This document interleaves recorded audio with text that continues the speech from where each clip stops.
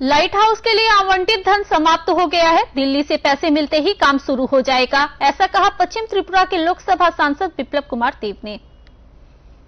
राज्य के विकास के लिए सांसद विप्लव कुमार देव ने विभिन्न मुद्दों को लेकर केंद्रीय मंत्रियों से बात की है। शनिवार को अगरतला वीर विक्रम हवाई अड्डे पर कदम रखते हुए उन्होंने यह बात बताई। पत्रकारों से बात करते हुए विप्लव कुमार देव ने कहा कि राज्य में राष्ट्रीय राजमार्ग निर्माण को लेकर काफी शिकायतें आई है। सड़क का काम पूरा होने से पहले कई जगहों पर गड्ढे बन गए, कुछ जगहों पर टूटने की शिकायतें आई है। अब इन सड़कों पर वाहनों की आवाजाही में समस्याएं आ रही हैं। स्वाभाविक रूप से यात्रियों को भी परेशानी हो रही है। पिछले कुछ दिनों से ये शिकायतें आ रही हैं। कुछ सांसद ने भी कुछ सड़कों का काम देखा। इन सभी मुद्दों को लेकर केंद्रीय मंत्री नीतीश गडकरी से सांसद विप्लव कुमार देव ने बात की है।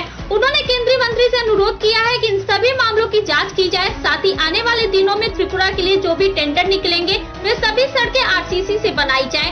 इससे कम 15 से 20 साल तक सड़कें खराब नहीं होंगी। राजधानी के लाइट हाउस को लेकर विप्लव कुमार देव ने कहा कि लाइट हाउस का काम फिलहाल रोक दिया गया है। इसकी वजह यह है कि जिस जगह लाइट हाउस बनाया जा रहा था वहाँ पाइलिंग करते हुए काफी पैसे खर्च हो गए। परिणाम स्वरूप आवंटित पैसा खत्म हो गया।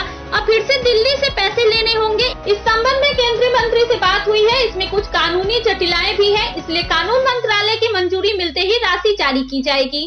राज्य बेसिकली त्रिपुरार जो त्रिपुरा पुरो नर्थ इस्टे प्रचुर बृष्टि হয়, যাই কারণে বিটুমিনের রোড তৈরি করা হলে সেখানে রোডগুলো খুব তাড়াতাড়ি খারাপ হয়ে যায়। তার জন্য আমি নীতিন গডকরিজিকে বলেছি যে আপনি নর্থ ইস্টে তো করুন, ত্রিপুরাতে আগামী টেন্ডারগুলি এনএইচ এর যতগুলি রোড হয় সেগুলো আরসিসি রোড করুন। তাতে আর মেনটেন্যান্সের দরকার পড়ে না। কমসে কম 10-15 বছর 20 বছর রোডগুলো ঠিক থাকে।